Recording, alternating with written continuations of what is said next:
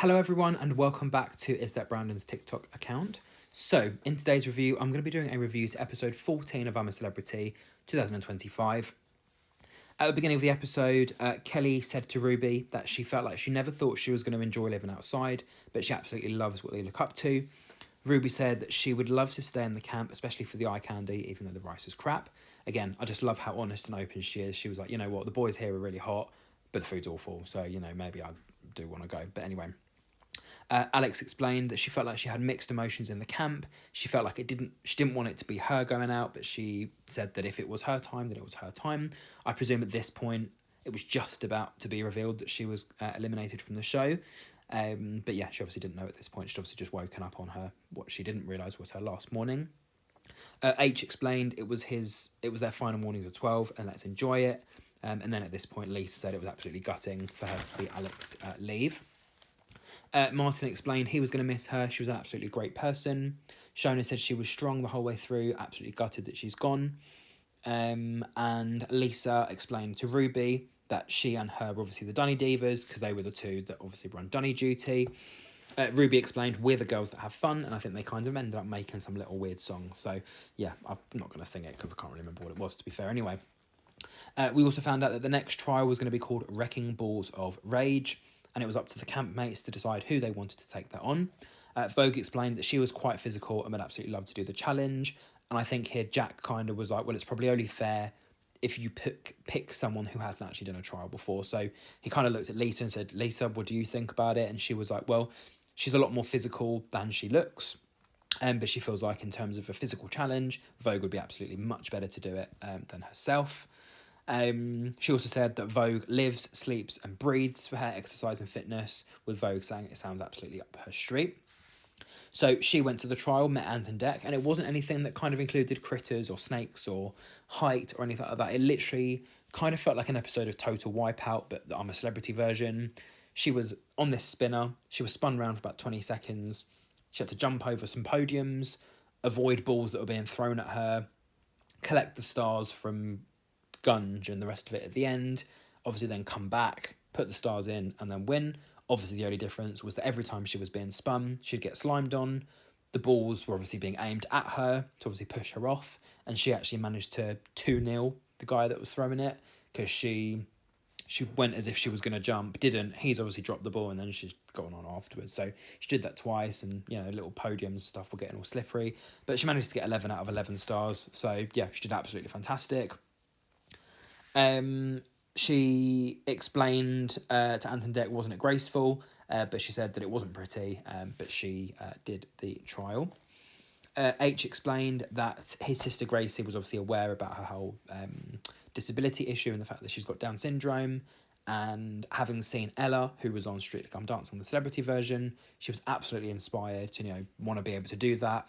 And he also said that it's more he's wanting to raise awareness of it to younger people, not necessarily how to handle people that are different, but to just how they view the different things. So, instead of their viewpoints being that this person's any less of a human or that they're less able to do things or unable to do things, it's more of you just treat them with respect and you just treat them with love, care, kindness, as if you would for any other person. You just have to realise that maybe they do things a little bit slower or they have a different process. So, I guess he just wants to obviously raise awareness for that and probably donates to charities and things like that, and he's got songs that are about her as well, so it was really nice for him to kind of be like emotional and things like that. He also said that he climbed Kilimanjaro. He was on that journey for 7 days, with Kelly explaining that it felt like there was a lot of awareness for his sister. H said he wants to obviously make as much money as he can by putting himself through hell. Kelly explained that Vogue was Superwoman, and Ruby, when she came back from the challenge, said that Vogue was absolutely going to do it. She's very Amazonian and she's 8 foot tall with nostrils on her face. So yeah, I'm hoping that was a compliment.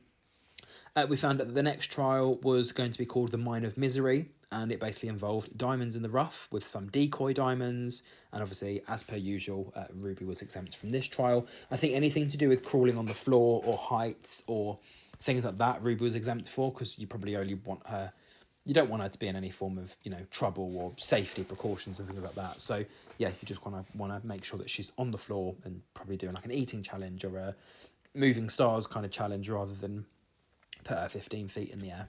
Tom also decided to talk about his acting career and the fact that when he used to be at drama school, they wanted him to play the complete opposite character of what he was. So obviously he is more of an effeminate male character. They probably wanted him to play like a really down-to-earth, like masculine character.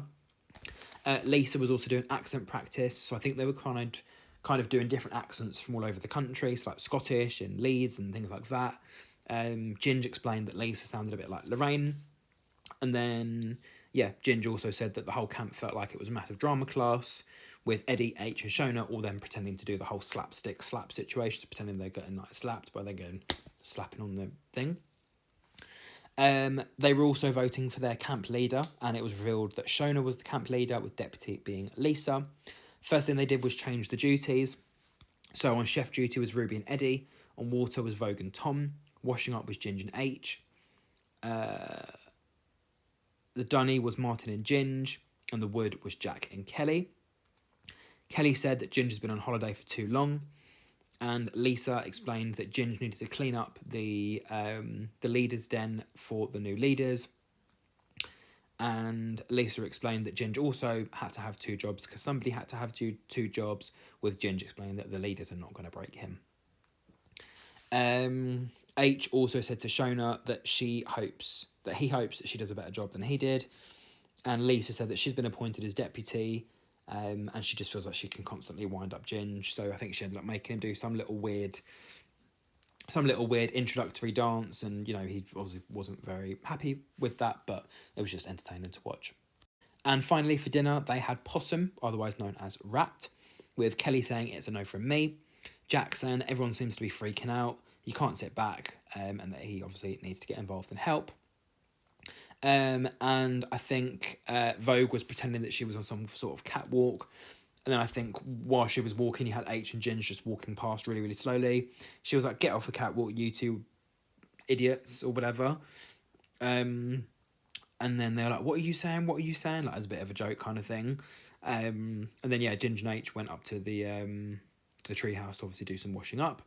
We found out that for the next trial, it was either going to be Lisa or Kelly, and we found out the public had voted for Lisa. So again, this is the first challenge she's doing it by herself.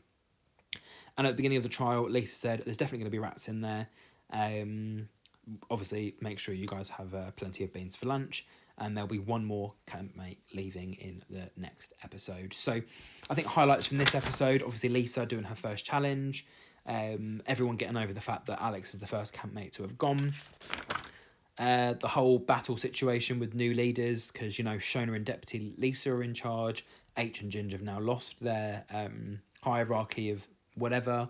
So I guess it's kind of getting used to new leaders, the leaders getting used to new luxury, the saying goodbye to Alex, and then Lisa taking on her new trial. So yeah, that's kind of it for episode 14. So I do hope you're enjoying it so far.